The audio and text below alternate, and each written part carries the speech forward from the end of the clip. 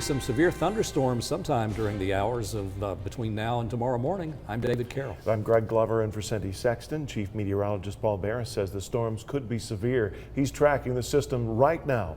Paul, tell us about when that rain's going to begin. Well, right now. Yeah.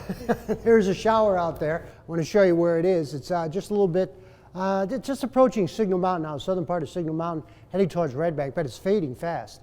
As it moves through Red Bank, it moves along 27 northward as it's already crossed the Tennessee River, head towards Signal Mountain too. It'll probably fade out, but it is heading right along Walden's Ridge up towards Red Bank. It's not that heavy as of right now. We'll pull back here and show you where these showers are really building up still down near Montgomery. And even these are starting to fade a little bit as they move across the Birmingham area. But this rain is heading our way. There's another line out to the west. That's taking its own sweet time in getting our way. That'll probably move in a lot later tonight.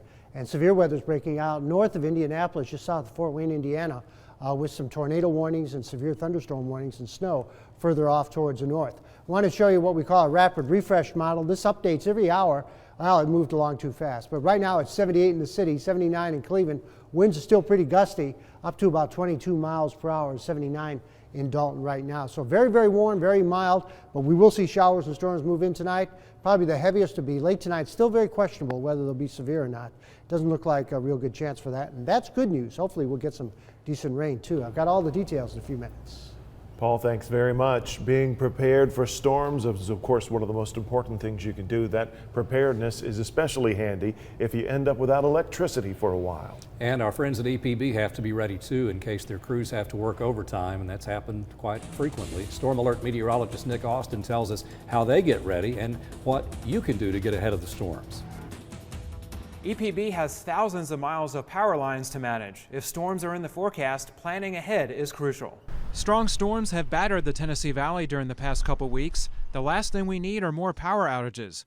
John Pless, EPB spokesperson, says with more storms possible tonight, meetings were held this afternoon to discuss making adjustments. To decide whether we're going to hold over that first shift of crews through the night, and we'll make also calls as to whether or not we're going to hold over our line crews and our tree crews. They need to make sure that they have all the materials that they need. They also need to make sure that they can make arrangements with their families. The staff in the Operations Center keeps track of the radar as well as forecast updates from the National Weather Service and the Channel 3 Storm Alert team.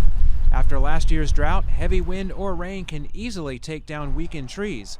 It happened to Lorraine Davis last week. This is the worst one I've had. It's close to my building. If the other one falls, when that one's moved, it hit my garage. Fortunately, Davis's power came back quickly thanks to the EPB smart grid. In case your power doesn't come back on right away, you may be without electricity for several hours. There are a few simple things that you can do to get ready ahead of the storms. Have a flashlight handy with fresh batteries in it. Have some non-perishable foods available. And make sure you turn on the alerts on your Channel 3 radar app in case severe warnings are issued. If power lines end up down across your neighborhood, don't go near them until crews have cleared the area. They could be live wires and you could get electrocuted. Even if you think the lines are de-energized, don't try to pull that pine tree off the lines. Pless also says if you see a tree in your neighborhood that is leaning on or toward a power line, call 423-648-1EPB. That's 648-1372 to report it. In the studio, Nick Austin, Channel 3 Eyewitness News. Thank you, Nick. And you can keep up with weather conditions on our website or by downloading our app free for Androids and iPhones. The TBI has determined the reported sighting in West Tennessee in Collierville was not that of Amber Alert suspect Tad Cummins and teenager Elizabeth Thomas. The Shelby County Sheriff's Office had previously stated the two were at a gas station in Collierville this afternoon at 12:30. But now the TBI tells us, no, this is not true. So basically we're back to square one with some 1,100 leads, but nothing credible. It was 17 days ago that Elizabeth Thomas disappeared with Cummins. They say that Cummins has since shaved his facial hair and looks different than you see in these pictures. If you have any information on their whereabouts, call the TBI. In Chattanooga, police are on the scene of a shooting. They're investigating a person shot on Hughes Avenue. Police say it happened just about 10 minutes ago. We have a Channel 3 crew en route to the scene. We'll continue to keep you updated on our website at WRCBTV.com. New video to show you of what's left of Cheeburger Cheeburger after a portion of that building crumbled yesterday. The view you see behind us is from Sky 3, our drone, as we flew it over the debris field earlier today. No one was inside that building when it collapsed. The owners closed the restaurant just in time the day before after they noticed bricks shifting. Now, if you're going to be driving downtown, we can tell you Market Street is back open, but it's a bit of a tight squeeze. One day after the collapse, we're learning more about that old building. Channel 3's Lori Mitchell joins us with that part of the story. Lori? Good evening. This isn't the first time we've been here reporting on problems with this building. Just a few weeks ago, we were here and told you there were known issues inside a wedding venue located upstairs. And we learned then that city inspectors had been here and had documented problems about a year ago. Channel 3 first visited 138 Market Street in February after complaints about a wedding venue abruptly shutting its doors. The owner told us she had to because the space she leased was in bad need of repairs and it was unsafe. Now, just 1 month later, this. Here's video captured just moments after a portion of the building occupied by Cheeburger Cheeburger collapsed.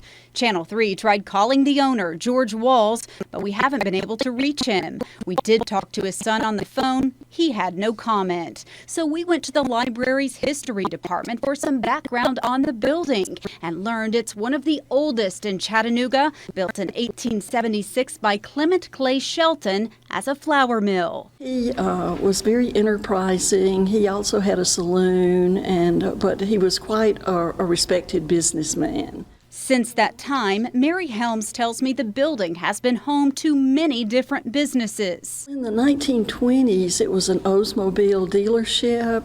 Then in the mid-70s, the actual owner of the building had an auto showroom and an auto dealership there called Competition Cars. According to public records, the building was renovated in 1997. A city document shows an inspector visited the Vion Market upstairs last April and said then work was being done without a permit and the ramp to the building was failing. It went on to say the property owner, George Walls, was notified by the fire marshal. I've learned another inspector visited this property as recently as Friday and did confirm then there were structural issues with the property. Now, we mentioned no customers were here at the time, but the owners of Cheeburger Cheeburger were, and they watched as the building came crumbling down to the sidewalk. Tonight, they are lucky to be alive. Reporting in downtown Chattanooga, I'm Lori Mitchell, Channel 3 Eyewitness News. Lori, thank you. There were some new changes announced today to the school bus seatbelt bill set to go before Tennessee lawmakers next week.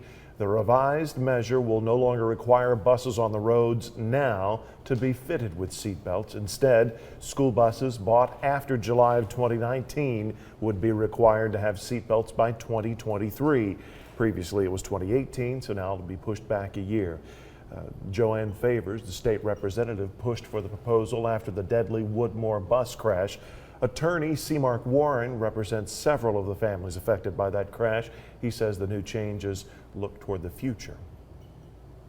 To fit a new bus with seatbelts costs an additional $10,000.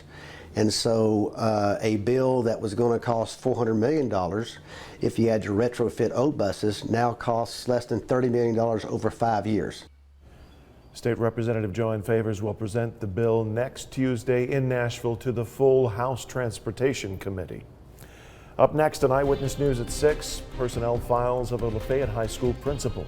Many of you wondered why Mike Culberson's contract wasn't renewed for next year. Well, we checked his personnel files and we may know why. We'll talk about that in a moment. A few widely scattered showers are starting to pop up now in North Georgia. The showers over southeast Tennessee have faded. So far, no severe weather anywhere near the Tennessee Valley. We'll tell you what to expect for tonight and for this weekend on my 7-day forecast.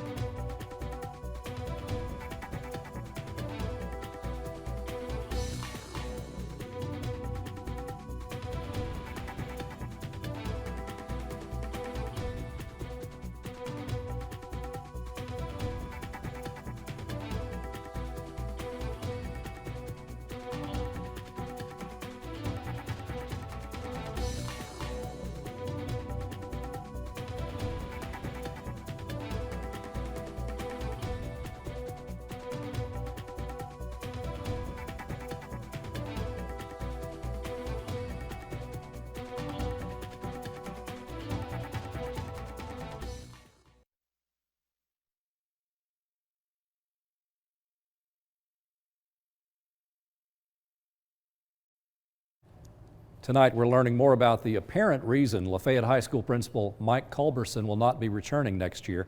You'll remember that Walker County School Superintendent Damon Raines and the school board members decided not to renew Culberson's contract a few days ago, but wouldn't tell us why. We now have Culberson's personnel files, which say he forged several emails from his employees in September of last year. The email messages included complaints about Julie Portwood, a support specialist at the school. The email chain expressed concerns about Portwood changing student schedules and allowing some of them to take online classes. The report claims Culberson altered the messages, adding his own words and then forwarding them to Superintendent Raines. School officials say the highlighted sections that you see there are the words from the original emails. Now, those portions that are not highlighted are what Culberson allegedly added. Now, in Culberson's alterations of Debbie King's email, he says Portwood created a hostile work environment and constantly upset students and employees. Culberson also claimed Portwood left work early each day.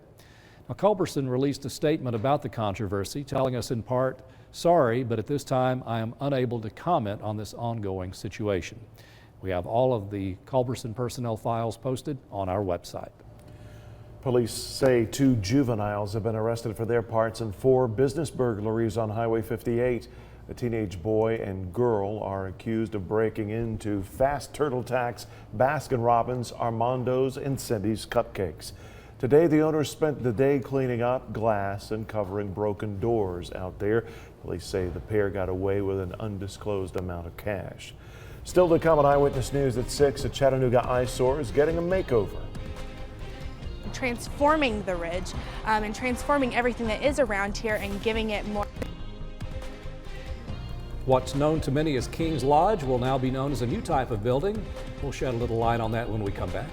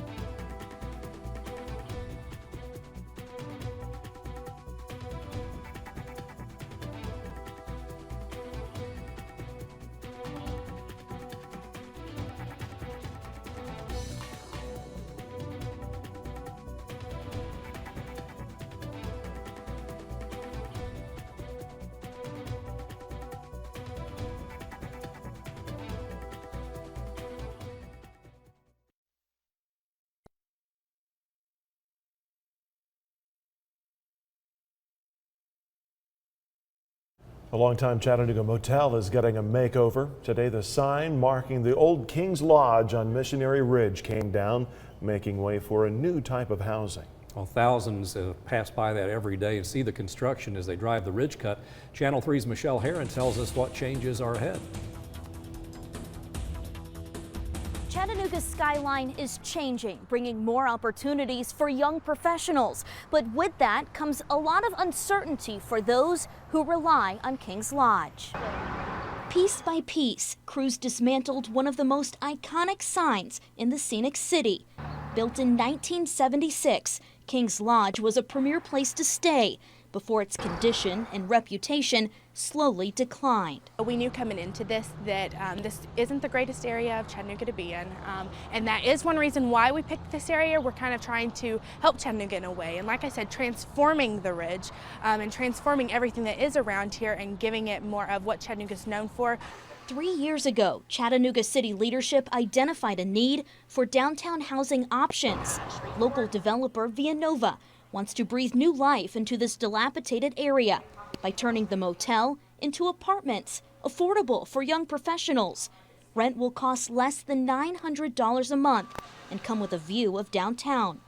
Crews started the 4-phase renovation process in 2015 and hope to finish by next summer. Until then, residents of the motel wait and watch as improvements are made. James Adamson has rented a motel room by the week for more than a year. He says he doesn't know yet when he and others will have to leave. I'm sure we'll find out what's going on later on down the road, but I hope it's sooner than later. His building is the last phase of the project. Developers are allowing the motel guests to stay until that phase begins, and the King's Lodge is officially under a new name, The View at Missionary Ridge. Residents here say they're going to continue to wait for an official word about when they will have to leave. As far as for more information about this renovation project, head on over to our website, WRCBTV.com. Reporting in Chattanooga, I'm Michelle Herron, Channel 3 Eyewitness News.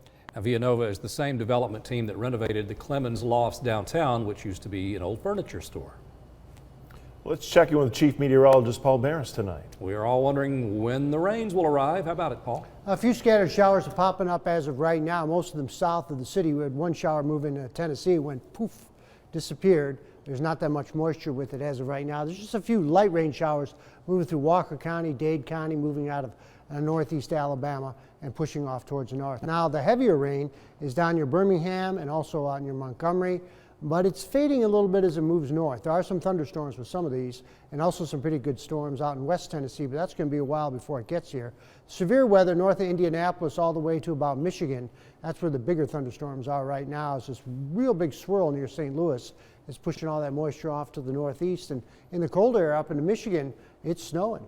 It's 78 right now in the city, 79 Dalton, 79 Cleveland, and in Dayton with 73, and Altamont, very comfortable temperatures. Murphy 72, winds are out of the south 15, gusting to 22, and the pollen count nearly 900 today. That's all tree pollen. 80 and 60 the high and the low, no rain yet at the airport. And Skywatchers told me 80 south of the city from Dalton, 82, 81 Varnell and Calhoun. But 85 out near Chatsworth, 74 out near Fort Mountain, Blue Ridge 75, 77 Fort Payne, also in Scottsboro 77, with 76 Signal Mountain, Lookout Mountain 75, Mobile Mountain 74. Cleveland got up to 83, so did Soddy Daisy, and Ringo was only 77, Trenton 79, and about 0.05 of an inch of rain fell out near Trenton so far. 80 Dunlap, Pikeville 80 for a high, Riceville hit 83, Dayton Spring City 79. 10 Mile 81, and Athens also at 79, while Murphy was 76, and we had about 79 near Jasper. Here's the latest Vipercast showing the heaviest rain coming up tonight, mainly west of the city. I think this could be a little bit further off towards the east, but they're going to be scattered showers and storms coming up overnight. Some of them could be strong to severe. This is around midnight, again, that rain moving in. By 4 o'clock in the morning, it starts to push off to the east, and by 7 o'clock in the morning, it's out of here, except for a little bit into the Blue Ridge. And then before the sun comes up, all the rain's over with completely.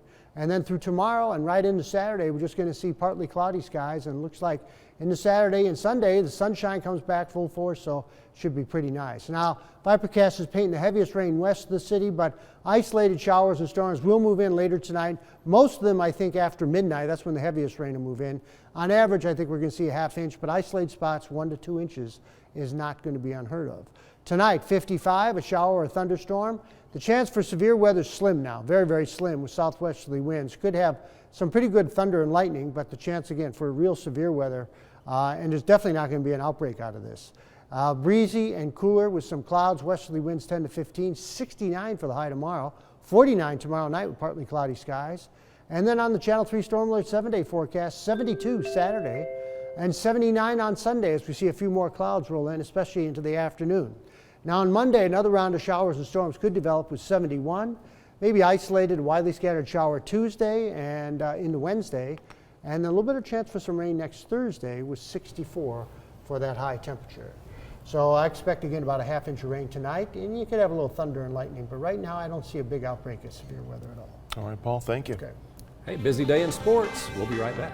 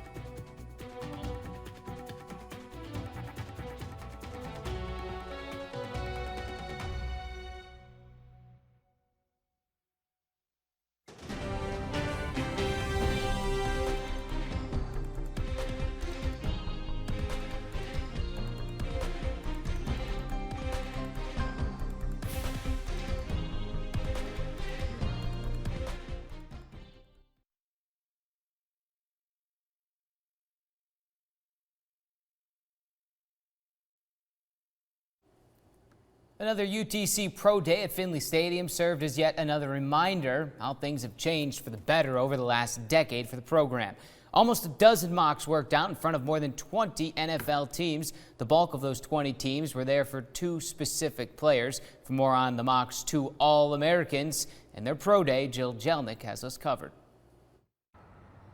Defensive end Keontae Davis and O-lineman Corey Levin have been on the NFL radar since the start of last season. And while both All-Americans have been talking to scouts the last couple months, they were hoping Thursday's Pro Day would seal the deal.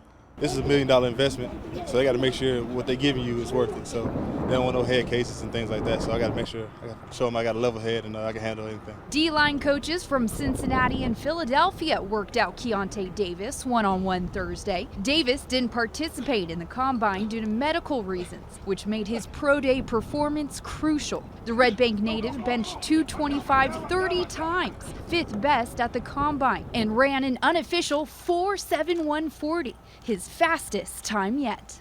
I think I came out there pretty good. I left it all out here. I had a lot of motivation with not being able to perform at the combine, and just been working with the guys here. They want to see the type of person you are on the inside, because at the end of the day, you got to be around the people for a long time, and it's more than just football. Sometimes you got to see what type of person you are. The bulk of Corey Levin's work was done at the combine, but Thursday, the Falcons, Jets, and Lions spent extra time with the O-linemen. I've talked to a few teams quite a few times.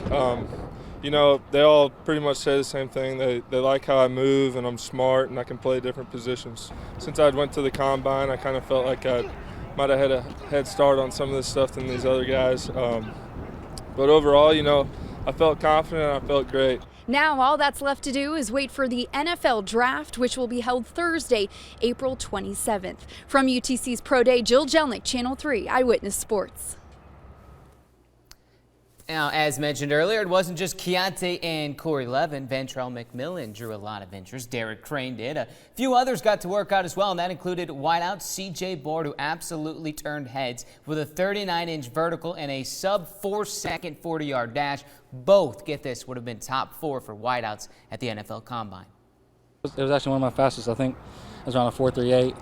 So I felt really good about it. So I think the scouts liked it too. A lot of them came up to me today and talked to me after seeing me run the 40. I didn't really get any calls or any contact with them before this, and then, you know, after coming out here and performing, I think a lot of them saw that, you know, I could be a good player.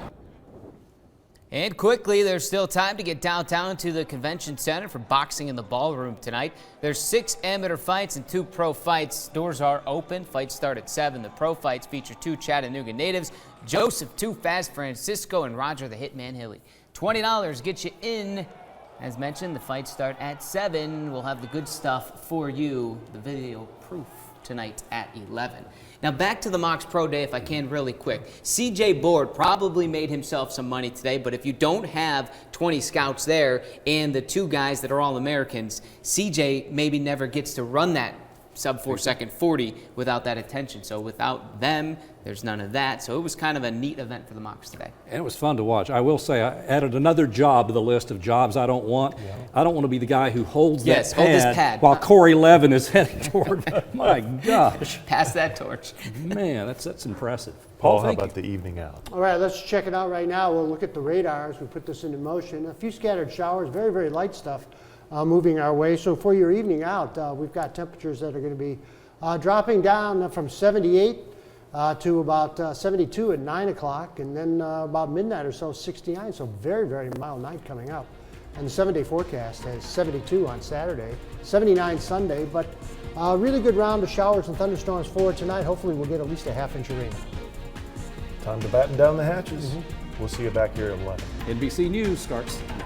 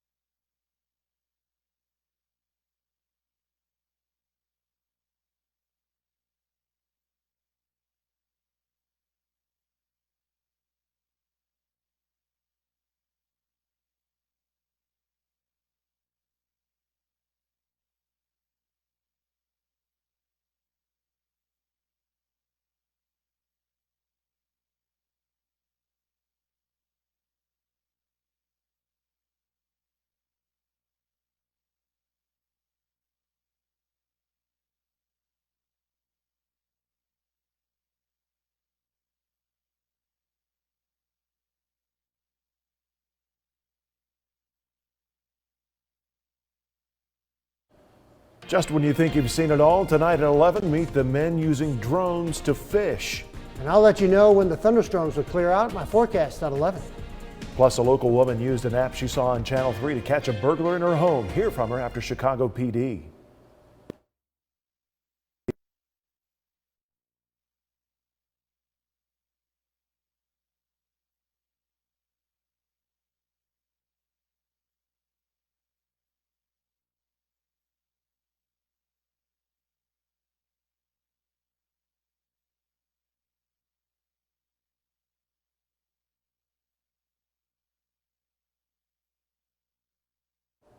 Showers and storms are likely tonight. I'll give you all the details on First Weather.